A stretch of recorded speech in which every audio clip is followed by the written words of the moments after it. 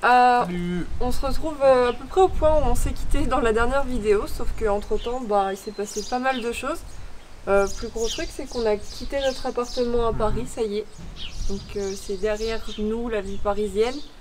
Et ça signifie beaucoup de choses, entre autres que notre seule maison maintenant c'est ce van. Et du coup, va falloir qu'on termine les travaux pour pouvoir partir dans quelques semaines. En effet, on a quitté notre appartement et maintenant on est aussi tous les deux dans le van. Ce qui implique que maintenant il faut tout terminer. Principalement, il nous reste le raccordement de la batterie sur l'installation électrique du van et surtout le raccordement du panneau solaire sur la batterie. On s'est aussi acheté un petit adaptateur pour en fait connaître la charge de la batterie, ce qui permettra de ne pas se faire avoir sur des pannes de charge, ce genre de choses, savoir combien on consomme. Donc ça aussi, il faut qu'on l'installe. On a beaucoup de petits détails à faire, déco plus utile. On va vous montrer tout ça, ce qui permettra du coup, idéalement, à la fin de la semaine, qu'on soit prêt à partir. On va charger le van avec nos affaires. Exactement. C'est le truc qu'on attend le plus. Et on va enfin pouvoir te montrer un peu plus de voyages plutôt que de travaux en van. Ce qui est plus notre spécialité que les travaux quand même, faut le dire. Je pense que ça se voit. On a acheté un rideau thermique pour bien séparer la partie cabine de l'habitacle pour la chaleur et le froid, qui va nous permettre de nous isoler un peu quand on sera ici. Sauf que bon, on avait quelques mètres en trop. Du coup, on passe en mode découpe un peu schlagos et puis on fera un joli ourlet ensuite. Alors, c'est l'heure de vérité. J'ai enfin branché la batterie, donc on va voir si ça fonctionne. J'ai mon petit bouton là. Déjà, ça s'allume. 13 volts, donc c'est très très bon signe. On se branche et chargé. On a de la batterie. Maintenant, il ne reste plus qu'à brancher le panneau solaire et on va être pas mal.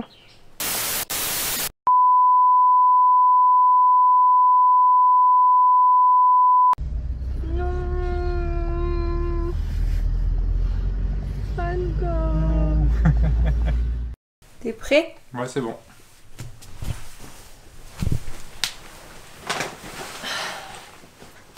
Alors, on se retrouve pas dans le van. On est chez ma mère en Bretagne qui nous héberge le temps de notre petit souci avec le van en ce moment. Ouais, on se retrouve au milieu de nos cartons. Encore, vous voyez pas ce qu'il y a derrière nous parce que c'est apocalyptique. Globalement, on a tous nos affaires ici derrière, du moins la plupart. Ouais. Alors, pourquoi ça? L'idée c'est que on s'est dit, avant de partir avec le van, de passer notre contrôle technique un petit peu en avance pour être sûr de ne pas avoir à le faire durant notre voyage. Ouais, en cours de route, on savait que ça pouvait... en fait, depuis qu'on a acheté le van il y a un peu plus d'un an, depuis qu'on l'a acheté, il a été vu par plusieurs mécaniciens qui nous ont dit que ça roulait. Mais on n'a pas passé de contrôle technique. Le dernier en date, c'est celui de la personne qui nous l'a vendu. Donc du coup, on préférait le faire avant de partir pour être sûr de partir sur de bonnes bases et de pas avoir de problème en cours de route. Exactement, en fait. Ouais, d'être sûr. Et ça s'est pas passé comme prévu. Malheureusement, on n'a pas filmé grand chose. On était un peu dépité. En fait, on a été chez un nouveau centre de contrôle technique tout près d'ici, en se disant que ça allait bien se passer, que c'était une personne de confiance, et en fait, il s'est avéré que pas vraiment. Donc, elle nous a vu arriver avec un vieux véhicule, bien sûr. Deux jeunes en van, ouais, c'est avec ça. un très très vieux van qui a 30 ans, ils se sont dit c'est des bons clients là, c'est des bons clients, ça. On va y aller. Donc, il nous a un petit peu allumé sur pas mal de points qui avaient été pour la plupart notés sur les anciens contrôles techniques. Faut savoir du coup sur les contrôles techniques, il y a 3 niveaux différents de problèmes, donc les problèmes mineurs, majeurs et critiques.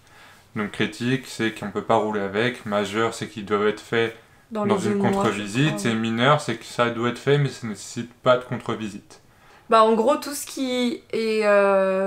Donc on a demandé l'avis de différents mécaniciens ensuite, post-contrôle technique, parce qu'on trouvait ça étonnant, mais on n'est pas du milieu, donc on s'est dit peut-être que... En fait, on a la confirmation de mécaniciens que trois quarts des choses qui passent normalement en mineur, parce que ce van est en très très bon état pour l'âge qu'il a quand même.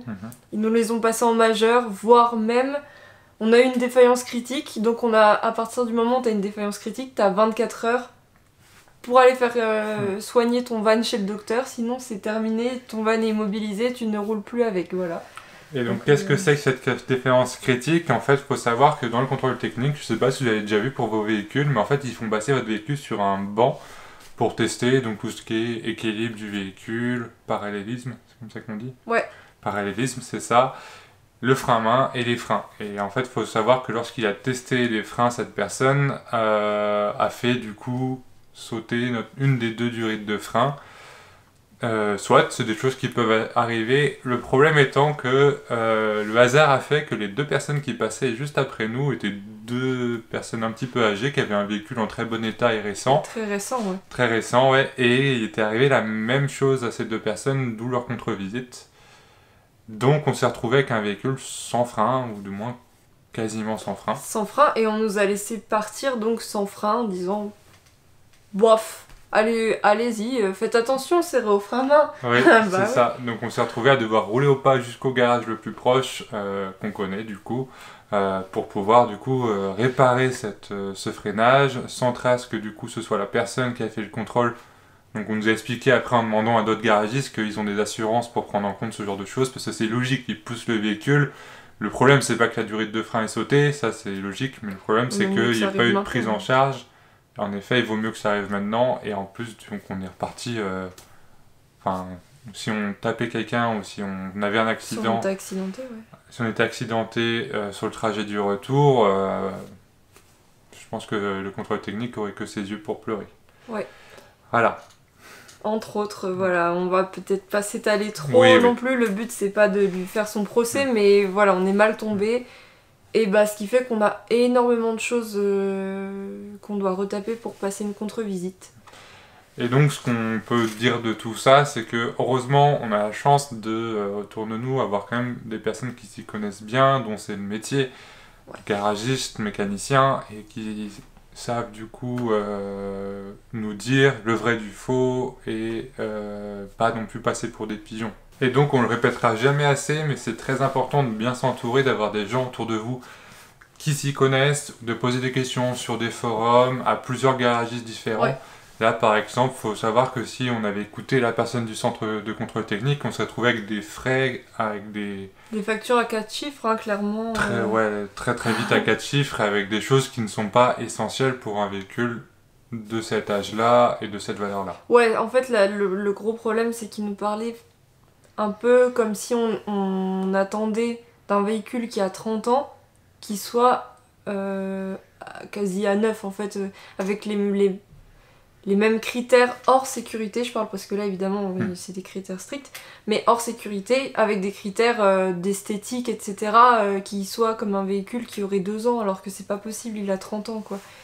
Et effectivement, bah, les mécaniciens qu'on a vus ensuite au garage nous ont confirmé que ouais, c'est impossible et que bah, le châssis est en très bon état, que Van Gogh est en bonne santé quand même normalement. Alors, on a un peu peur sur le coup, mais en effet il est bien en bonne santé. Il y a juste 2-3 points sur lesquels on va devoir travailler pour être sûr que notre voyage se passe bien et que du coup on puisse passer cette contre-visite sans problème avec un autre centre du coup que la personne avec qui on est tombé bien sûr. Pour ça, ce qu'on va faire, c'est qu'on va repartir dans l'Est, dans la famille à Berthy du coup. De programme, comme on habite chacun d'un côté de la France, c'est vachement pratique. C'est ça, pour faire les petites réparations. Bah en fait, on devait dans tous les cas aller dans l'Est parce que sur YouTube, vous l'avez encore jamais vu, mais on a un petit compagnon de route qui va venir avec nous, qui s'appelle Gustave. C'est notre petit lapin. Avec la belle photo ici. Et du coup, bah, Gustave, on doit aller le rechercher parce que pour l'instant, c'est mes parents qui font la nourrice. Et donc, on doit dans tous les cas aller dans l'Est le chercher avant de faire notre départ. Donc, finalement, c'est l'occasion. Dans ma famille, il y a du mécanicien, il y a tout ce qu'il faut pour nous aider. Donc, du coup, on s'est dit autant prendre l'utile. Dès que Van Gogh a ses freins, en fait, on est parti. Et je te laisse expliquer ce qu'on doit réparer. Ce qu'on doit réparer, alors ça va être assez simple. Donc d'abord il y a le freinage qu'on va réparer, donc cette durée de frein, ça on est bien sûr obligé de le faire ici. avec le garage sur lequel on a travaillé. L'avantage, c'est que dans 2-3 jours, ils vont avoir fini les réparations, on va pouvoir partir avec. Les autres points à faire, donc c'est rectifier les feux. Faut savoir que le Van Gogh, c'est un vieux véhicule, donc il y a bien sûr de la corrosion un peu partout. Donc ça, c'est quelque chose qui, si on veut garder un véhicule qui nous garde longtemps, on doit le traiter, ce genre de choses. Mais le plus important, c'est qu'il ne faut pas qu'elle soit perforante. Ouais. Sinon, en fait, il n'y a plus de protection et surtout, en fait, ça peut être coupant pour les personnes autour, en fait. Il y a un terme là-dessus, je ne l'ai plus, mais en tout cas, il y a un terme qui dit qu'il ne faut pas que ce soit dangereux pour les personnes autour du véhicule. Donc, on a un tout petit point à l'arrière du bas de caisse qui doit être colmaté. Ouais, qui est en rouille perforante, en fait. Le reste, ça va. Exactement. Et donc, pour un vieux véhicule comme le Van Gogh, aucun besoin, enfin, selon nous et selon nos critères, aucun besoin d'aller chez un carrossier, refaire intégralement le bas de caisse, ce genre de choses. Nous, on va juste mettre un petit peu de mastic pour combler en fait ce trou, que ce soit pas dangereux. On perd en esthétique. Voilà, ouais, c'est ça. Mais par contre, on est sûr qu'on est dans les clous et qu'on n'a aucun souci. Et en plus du coup de ces petits travaux qu'on doit faire avant la contre-visite pour avoir le van complètement clean et être sûr cette fois que ça passe, on va aussi faire quelques petits trucs en amont, notamment la vidange. Voilà, c'est le truc classique. Et en plus de la vidange, du coup, on va aussi changer la courroie accessoire. Je ne m'étendrai pas trop parce que je ne connais pas assez, mais qui gère tout ce qui est auxiliaire dans le véhicule. Normalement.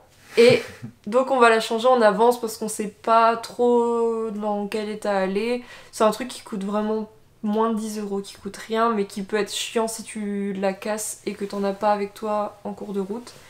Donc là on va la changer, on en aura une d'avance aussi si besoin. Sur la route on pourra toujours changer ça.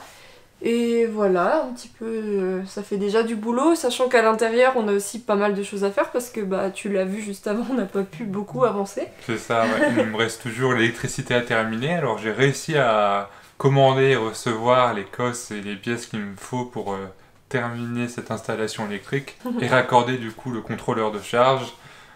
À part ça, on a, je dirais, la plupart des choses qui sont terminées, ça reste après du détail. On a reçu du coup pas mal de petits accessoires. On a reçu la grille donc pour la cage à notre petit Gustave pour qu'on soit sûr que lors du transport il se balade pas partout dans le van, on sait jamais. On vous montrera l'installation une fois terminée, mais voilà, on essaie de faire un truc assez sécu pour quand on roule. C'est ça, ouais.